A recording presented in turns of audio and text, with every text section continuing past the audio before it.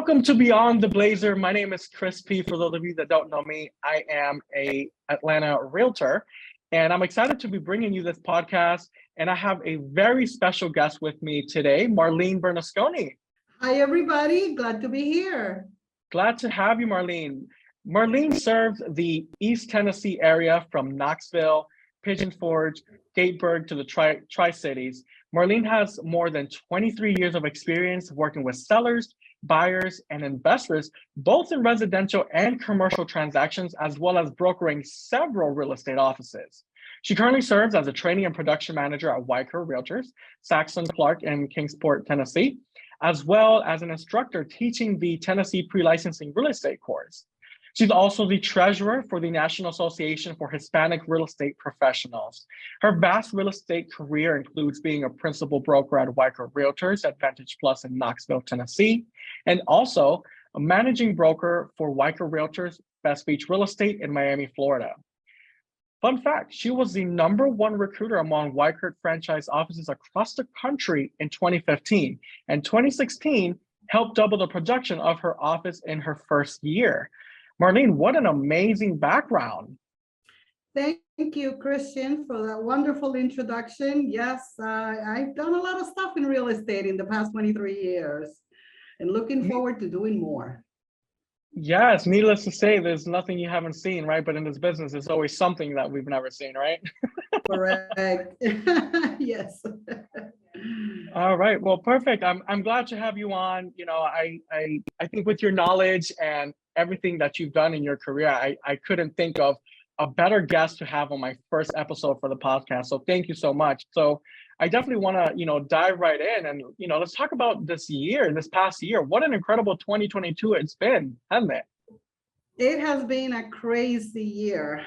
We saw from January where the interest rates were still very low, 3.5%, to go up almost to 7% in 6 months. It's unbelievable. I have never seen anything like that in the market before. And things have definitely changed a lot from last year. So it has been a crazy year, but still real estate, it's very strong and still going. Yeah. And Marlene, you went through the 2008 crisis, correct? You were in real estate at that time? Correct. The big bubble that we had in 2007, 8, and 9, absolutely. And that was a crazy year as well. Well, actually a few years where, real estate came to a standstill for a little bit, and then the foreclosures broke out and the short sales. And so I have definitely seen a lot of different changes in this market since I've been doing real estate. That's amazing. And look, here you are, 23 years in, strong and still going. That's amazing. Kudos to you. Absolutely. So, absolutely. Yeah, I definitely want to unpack some of the things because most of the people that are going to be watching this podcast, they're going to be, new agents, or it may be even a, potential buyer or seller. But for the most part, this podcast is dedicated towards newer agents or real estate agents in general. And I want to ask and start by asking, what should real estate agents expect to do to succeed in 2023 and this year? Well, Christian, new agents are my expertise. That's what I do. I train new agents from the beginning when they don't know anything and kind of walk them through all the steps so that they can be successful. And as the real estate market changes, so do the agents have to change as well. Their strategies, the way they prospect, the way they conduct business, because the markets are very, very different. Last year, you could get a listing very quickly. Things would sell within a few hours or days. And I really hope that those agents that came on the market during that time realized that that was not normal at all. And that we are definitely shifting to a normal market where things take, 4 to 6, 8 months to sell sometimes.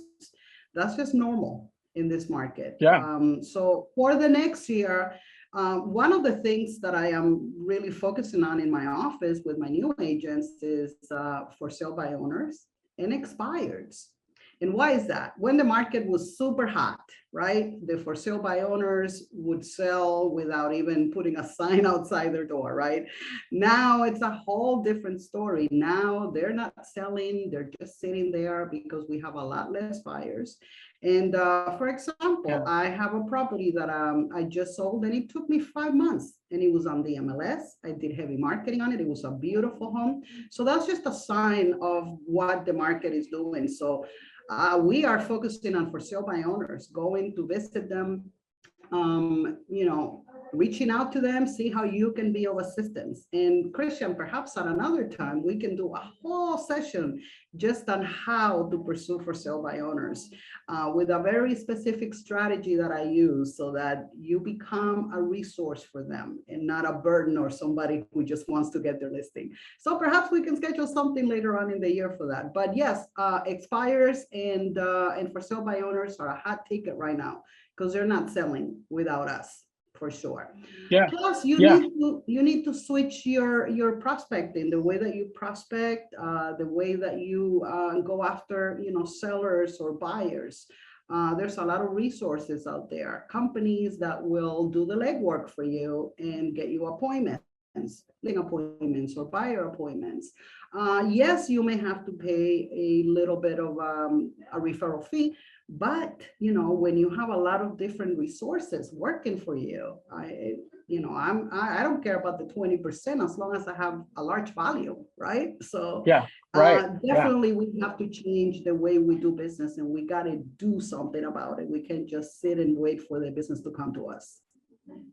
Yeah, you're absolutely right. This business is not about sitting and waiting around. You know, you kind of, it's like a hunter, right? You hunt, you eat what you hunt. That's right. And That's you right. know, I hear that all the time, and you know, I couldn't be any far from the truth. It's definitely one of those businesses that, yes, Yep. referral business is great, but you, in order to get a referral business, you have to build that book of business. So Exactly. awesome. And you know, since 2020, let's think about 2020. How has real estate changed in just a matter of 3 years? Well, I think real estate is in cycles. You know, things go up and go down. So the changes are always pretty much the same. You get to a buyer's market or a seller's market, and you know, from 2020, again, it was a very rare market what we saw. Even agents that I know that have been in the business 40 years, they had never seen anything like that before. And so it was definitely a shocker. It was a very positive market for sellers, you know, great time to sell. Not so good for the buyers because the buyers couldn't find properties. So, you know, we need a market that is for both, that, you know, we have sellers that are selling at a normal market value. We need buyers that are willing to buy and are not so scared of the interest rates, you know, because let's think about it. In the 80s, actually in the early 90s, when I bought my house, the interest rate were 12%. And I was paying that. So, you know, people forget about the historical data that we have and focus on what we had last year.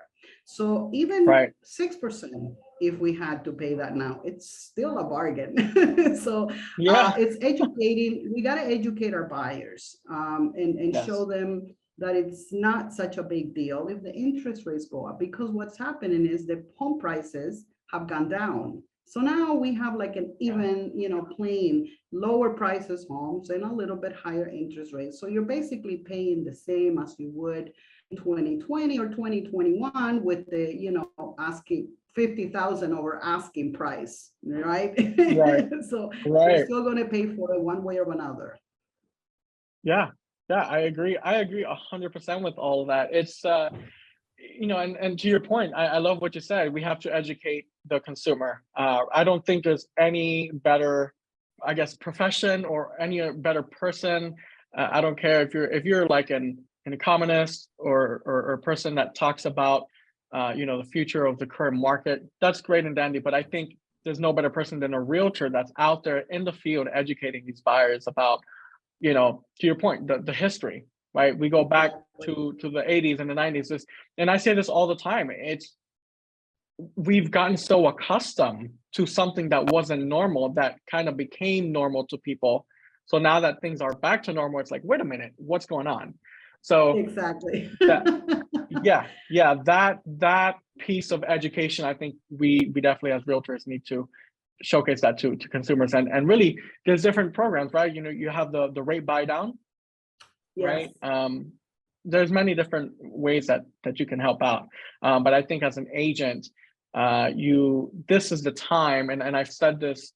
I actually had an interview with the board of the Atlanta Association here, and they asked me, how do I feel about the current market? And I said, there's a lot of uncertainty, right now for agents, for buyers, for sellers. But from the agent perspective, right now is the time to really educate yourself, because that's what's going to make you stand out Correct. between the competition. Correct. And you're going to have to work a little harder than you did before. You're not going Yeah, to get 15 offers on that listing that you got. So it's, I guess you got to work the business, and a lot of agents that started in, the 2020 pandemic era, they haven't seen anything different than, oh, I got a listing and it's going to sell in a week. So right, yeah. yeah, and it's going to weed out a lot of real estate agents that are not doing well or doing a good job. So it's the strongest ones will survive, like I have for 23 years. So you just got to keep at it. Yeah, you're the perfect example. I love it. Thank you. I Now, tell people, when I started, I was a single mom with 2 young children, and if I could do it, anybody can do it. look at that. How motivating is that? That's amazing. Yeah. And that brings me to the next thing that I wanna talk about. It's marketing. Obviously, this business is kind of surrounded itself with marketing, right? Without marketing, you really don't have a business. But I think some of the marketing has changed throughout the years. What type of marketing do you think is going to be most effective for agents this year in 2023 compared to the marketing that was done in 2020? Well, the market prior 2020, marketing has always been a basic need in order to sell something. But the way that you market, I mean, you go back to the 80s and we used to do marketing via ads on newspapers and magazines, right? The pictures and all of that, sending a lot of postcards out. The market has changed drastically since 2020, since technology became the only way that we could reach out to other people. And more people are using that technology now for real estate. I mean, we could not do open houses in person, so we had to do virtual open houses. So we really learned how to market and do everything we would do in person, via the internet. And a lot of agents loved that. I loved it, but marketing, online on social media is one of the best ways to do it. A lot of agents still do farming, sending postcards, but in my opinion, you can reach more people doing a boost on Facebook of a property than you would with postcards, because the postcards come and they throw them away, but they're continuously seeing those ads of those properties in their feed. And I can target exactly who I want to see my ad. So I think online marketing is one of the best ways to do marketing, but let's not forget that we also need the personal touch. So we still need to do just listed postcards, just sold postcards, that type of marketing. Because Yeah. that's going to make the neighborhood aware of me and that I am the agent that handles that area. So it's a combination of different things, and social media obviously is one of the best ways to do it. Yeah, great point. And when it comes to marketing, I think of it as a highway with many different exit points, right? You have Exactly. different lanes and different things. You can do social media. You can do, like to your point, postcards. You can do traditional marketing. I don't think I would do newspaper. I would want to do a newspaper ad just to say I've done it, to have that I on. haven't done one of those in many, many years. Another thing that that I was actually talking to my agents yesterday about is becoming an agent and marketing yourself. It's not just about real estate, and it's not just about selling a property. It's about your community. And you have no idea how wonderful it is when you work and you live in a community and you market those businesses in that community, how much more business is going to come to you because of that. So for example, I was Yes. telling them, you should, we get our nails done, our hair done, we go to restaurants, we go to little stores.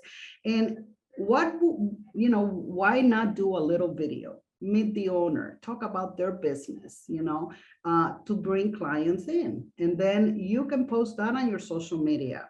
And of course, if you do a video promoting a specific business, you now can leave business cards there for them to, for anybody that walks in. And of course, they will never say no to you because you are helping them grow their business. Yeah. So community involvement is very important, for people to know you, for you to know what's going on around, and for your community as well to see that you are not just selling real estate, you are part of the community as well and giving Yeah. back. Yeah. It's like a no-brainer. It's like free marketing, right? Exactly. You market their stuff, they'll market your stuff. It's that Exactly. reciprocity that you get. Yep.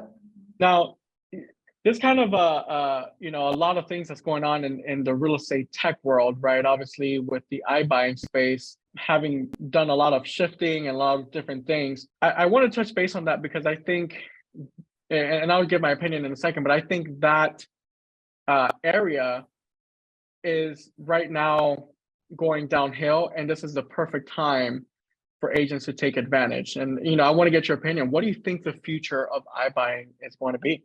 Rebelled against it when it first came out. It was like our nemesis to the realtor life, right? We went up in arms when Zillow decided to do it, and then after Zillow, a lot of other companies came on the market. And in my opinion, Christian, this is just a trend that it's going to go away. There are still several iBuying companies out there. But what they don't realize is that a very small percentage of sellers and buyers are going to sell and buy their homes in that way. They need the personal touch. They want the human being to be there to listen to them, to walk them through this entire process.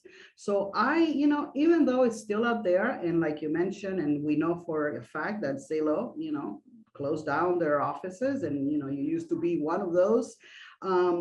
It's not a system that is sustainable for long term. In the moment that it came out, it was a great thing. People were using it. But again, it's a very small percentage, and less people are doing it. So I'm not sure. I don't think it's going to last very long on the market, in my opinion. Yeah. You You know what? need a human being to conduct real estate. Yes. I agree 100%. When I, being one of the original ones to launch that program for the Miami market, it was a honeymoon phase. I remember telling you I had got hired by Zillow, and I felt like I was at the pinnacle of real estate, right? Yeah. And then I was there, and then I realized, wait a minute, this is not the Amazon of real estate, right? And to your point, it is something and again, this is just my opinion, I think it is something that is going to phase away. And just because of what I know from the inside, I think that this was just a strategy for the iBuyers, and I'm not just going to mention any particular one, but I just think that this was a strategy for them to become a brokerage without disrupting, making a media frenzy, chaos about them becoming a brokerage. Because if you look at it now, most of these brokerages or most of these companies that started off in iBuying are now brokerages, and they're no longer doing the iBuying program. So it's like, what was really the purpose?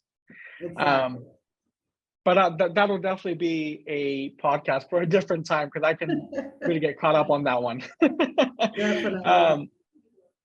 But great, yeah. So back to to iBuying, and I mentioned earlier, I think it's a great time for agents to take advantage because, and I'll give a little insight here, and I don't think you know this, but when we launched Zillow Offers, from the very beginning, as real estate agents, we're always often told, don't lower your commission, right? The commission, it is what it is. Stick firm to your commission. Obviously, Right. there's circumstances that you may want to do that, but for the most part, you want to stick to your commission. Right. I remember you showed me when I first started in real estate, the $6, always carry $6 with you. You remember that? I teach it every time, and people love it. I used to use it all the time, and then I would still feel a little hesitancy, right? until I got to Zillow and I realized when we started this program, we were charging 13, 16% fees to these homeowners to sell their home to Zillow. So now now that I'm back in traditional real estate, I'm like, I am not lowering my fee at all because you were willing to pay 16%. I should bump up my commission to 16%. That's what I should do. And But they paid it, which was crazy. They were not willing yes, to pay 6%, but they were charging because it was just presented in a different way, not just a correct. commission. So yeah, it's crazy. Yeah, absolutely. So, this is right now in the market that we're in, we're kind of like getting back to normal. I want to ask you, since you're a real estate instructor, why is it the right time now, 2023, why is it the right time now to get your real estate license? I get that question asked a lot of times, and I will tell you, Christian, that any time is a good time to get into real estate. It doesn't matter what the market is doing, you still can make lots of money if you shift to, fulfill the need that is there, right? So we're in a seller's market, we're going to try and get listings. We're in a buyer's market, we're going to try and get a lot of buyers to buy. So the market is always good for real estate. So it's like people ask, when is the best time to buy a house? Today. Get into a real estate course. I came from a corporate America environment, 9-to-5 job, which until I got into real estate, I didn't realize how a slave I was of the corporate. And, I work harder now, but I set my own hours. I do it on my own terms, and I do what I love to do. And that's what I tell all the agents. Right now, it's a great time to get in real estate. I just finished a class for the pre-licensing course. And, these agents are getting, they pass their state exam, they join a real estate company. The key is where you go to work. What kind of resources, what kind of training, because you definitely need the training. It's very, very important. We are not born knowing real estate. And I was just like any new agent, not knowing anything. And that, doesn't give you confidence, and you need confidence in this business, especially if you want to go after sellers. So, Yes. get your license, go to a great company that's going to train you and teach you and help you be successful. And I think, anytime is a good time to get into this business and leave the 9-to-5, clocking in, clocking out job, and you can make as much money as you want, not what they're paying you as a salary. It's, I want to make 100,000. If I work it right, I will make that money or more. Yeah, absolutely. I agree 100%. And you hit, the key here is confidence in this business. It kind of goes back to that knowledge that you have to learn. To your point, like you said, we're not born knowing real estate. You have 23 years of real estate experience, a lot of knowledge. So I think, the agents that you're teaching to get their license, they're in great hands, and if they join your brokerage, and you're managing them as their principal broker, I think it's they're in really great hands. And I'll tell you this because I was there. I trained you. I've learned from you a lot. Yeah, exactly. You trained me. I remember when I was there, I was so excited. And what I honestly liked was that you said, for those of you that don't know, Marlene and I, we're family, but she didn't allow me to join the brokerage just because we were family. She really told me, hey, you need to go interview with a couple brokerages, and then you decide if you want to come work with us here at Wyckoff. And she's like, I would love to have you, but you need to do your due diligence. And I love that. And I say that all the time to new agents that I speak to here. It's like, you hear all the time, oh, my mom is in real estate, my aunt is in real estate, and I'm going to go join their brokerage. Great.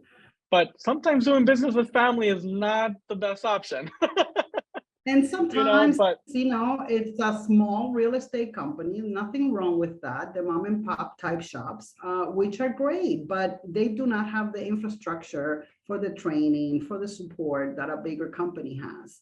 And Yeah. I still do that. I still tell agents, you need to go and interview other companies because I want you to be 100% sure.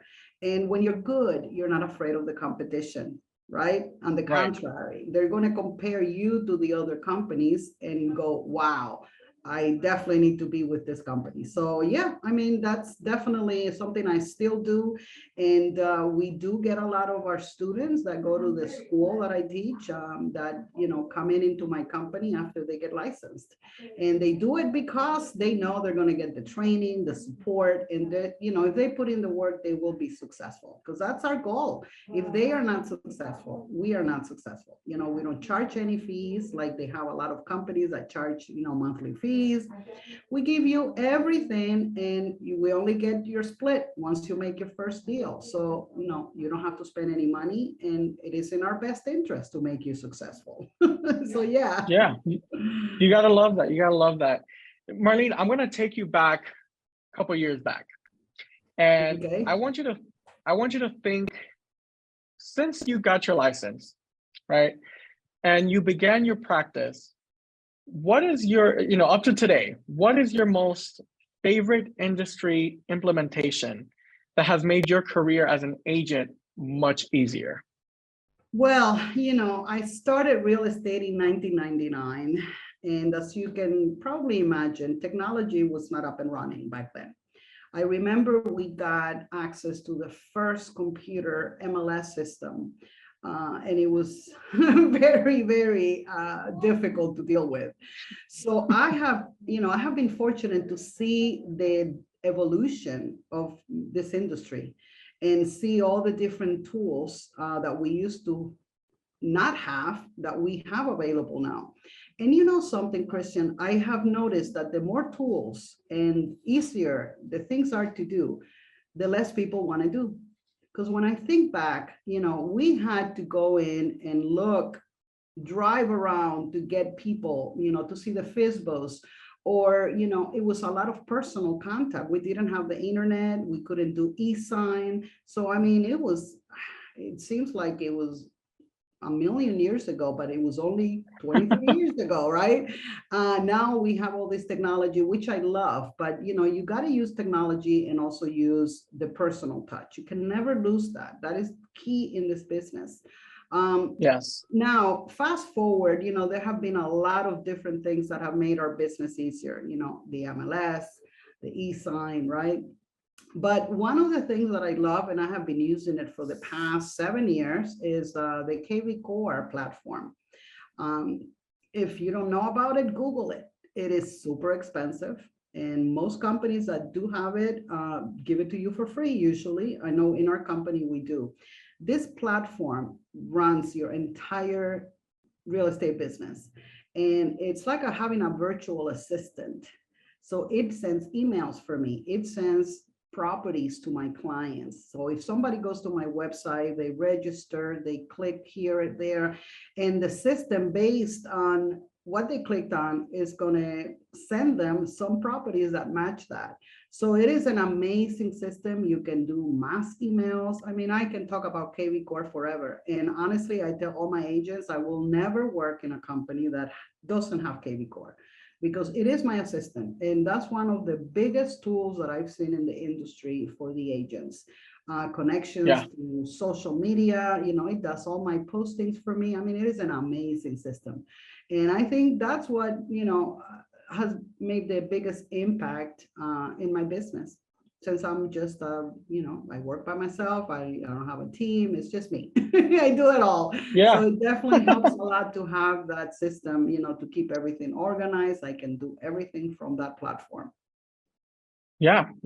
And that brings me to my next question. And I think we're gonna close with this one, but having been in the business for so long, what are your thoughts about opening and operating your own brokerage or team? 3 years after I got my license, I got my broker's license. And that was my idea. Eventually, not something I wanted to do right away. I played with the idea of opening up my own brokerage. For me particularly, it was not something I really wanted to pursue, or even right now, perhaps in the future, who knows. But you know, there's an expense that comes with it, the responsibility of giving your agents the tools that they need. And obviously you got to be at a different level in order to do that. I wouldn't open a brokerage unless I had all those tools that I can give my agents like a big company does. So I opted for working for somebody else. Let them worry about paying the bills, right? Yeah. And all the stuff that comes with owning a brokerage. I love the business and I just like to do stuff. So I am doing the real estate classes. I do trainings in the office. I do my own deals. I only work with sellers. So I am free. You know, when I go home, I don't have to worry about the corporate stuff. But obviously, a lot of people are very interested in having their own brokerage. You can make 100% of your commission, which is fantastic, but also take a look at the expenses that you will have. Definitely Yeah. more than the split that your broker is taking from you to provide you the great copy machine that does color, you know, and all the other tools, the systems, you know, all the real estate training. So there's a lot that a company does that justifies more than anything the split that, you know, they take from you, if you are getting all those tools and resources, obviously.